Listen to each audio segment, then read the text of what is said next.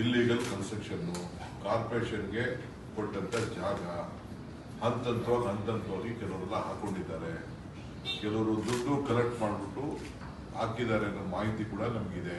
ಅವ್ರ ಮೇಲೆ ಕಾನೂನು ರೀತಿ ಕ್ರಮ ನಮ್ಮ ಅಧಿಕಾರಿಗಳು ಐಡೆಂಟಿಫೈ ಮಾಡಿ ಅವ್ರ ಮೇಲೆ ಕ್ರಮ ಕೈಗೊಳ್ತಾರೆ.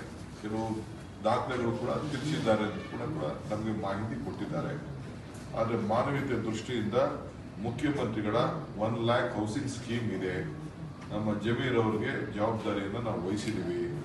BBMPಯಿಂದ 5 ಲಕ್ಷ ರೂಪಾಯಿ ನಾವು ಅವ್ರಿಗೆ ಪ್ರತಿಯೊಬ್ಬರಿಗೂ ಯಾರಿಗಿಲ್ಲ ಅದನ್ನ ಹುಡುಕಿ ಕೆಲವರೆಲ್ಲ ಸ್ಕೀಮ್ನಲ್ಲಿ ಕೆಲವರು ಏನಾಗಿದೆ, ಕೆಲವರು ಮನೆ ಇದ್ರೂ ಕೂಡ ಬಂದು ಕೆಲವರು ಸೇರ್ಕೊಂಡಿರ್ತಾರೆ. ಯಾರು ಮನೆ ಇಲ್ಲದೆ ಯಾರು ಹುಟ್ಟಿಲ್ಲ, ಎಲ್ಲರಿಗೂ ಎಲ್ಲೆಲ್ಲವೂ ಮನೆಗಳಿರ್ತವೆ. ಉದ್ಯೋಗಕ್ಕೋಸ್ಕರ ಬೆಂಗಳೂರಿಗೆ ಬಂದು ಸೇರ್ಕೊಂಡಿರ್ತಾರೆ. ಕೆಲವರೆಲ್ಲ ಅಗ್ರಿಮೆಂಟ್ ಮಾಡ್ಕೊಂಡಿದ್ದಾರೆ, ಬಾಡಿಗೆ ಅಂತ ಅಂದ್ಬಿಟ್ಟು ಬಂದು ಸೇರ್ಕೊಂಡಿದ್ದಾರೆ. ಬಾಡಿಗೆ ಅಂತ ಅಂದ್ಬಿಟ್ಟು ಗೌರ್ಮೆಂಟ್ ಜಾಗದಿಂದ ಕೂಡ ಕೆಲವು ಅಗ್ರಿಮೆಂಟು ಮಾಡ್ಕೊಂಡಿದ್ದಾರೆ. ದಾಖಲೆಗಳೆಲ್ಲ ನಮ್ಮ ಹತ್ರ ಇದೆ.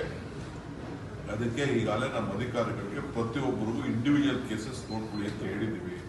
ಟೆಂಪ್ರರಿ ಆಗಿ ಅವ್ರಿಗೆ ಇರ್ಲಿಕ್ಕೂ ಕೂಡ ಬೇರೆ ವ್ಯವಸ್ಥೆಯನ್ನು ಮಾಡ್ಕೊಡೋಕ್ಕೆ ನಾವು ಸಜ್ಜವಾಗಿದ್ದೀವಿ. ಊಟ ಕೊಡ್ತೀವಿ, ಜಾಗ ಕೊಡ್ತೀವಿ. ಈ ಮಧ್ಯದಲ್ಲಿ ನೆಕ್ಸ್ಟ್ 3 days ಕೊಂಡು ಒಂದು ಆಲ್ಟರ್ನೇಟಿವ್ ಪರ್ಮನೆಂಟ್ ವಸತಿ ಕೊಡೋಕ್ಕೆ ವ್ಯವಸ್ಥೆ ಮಾಡ್ತೀವಿ. ನಮ್ಮದೊಂದು ಸ್ಕೀಮ್ ಇದೆ, ಯಾರ್ಯಾರಿಗೆ ಮನೆ ಇಲ್ಲ, ಸೈಟ್ ಇಲ್ಲ ಅಂತ ಕೊಡಬೇಕು ಅಂತಿದೆ. ಜಿನೇನ್ ಕೇಸಸ್ಗೆಲ್ಲ ನಾವು ಕೊಡ್ತೀವಿ. ಆದರೆ ನಾವು ಇಲ್ಲಿಗಲ್ ಕನ್ಸ್ಟ್ರಕ್ಷನ್ನ ಎನ್ಕರೇಜ್ ಮಾಡೋದಿಲ್ಲ.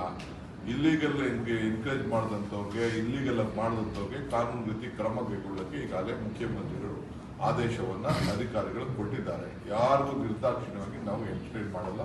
ಬೆಂಗಳೂರಿನಲ್ಲಿ ಆದಷ್ಟು ಇಂಥ ಸ್ಲಮ್ಗಳು ಬರಲಿಕ್ಕೆ ನಾವು ಬಿಡೋದಿಲ್ಲ.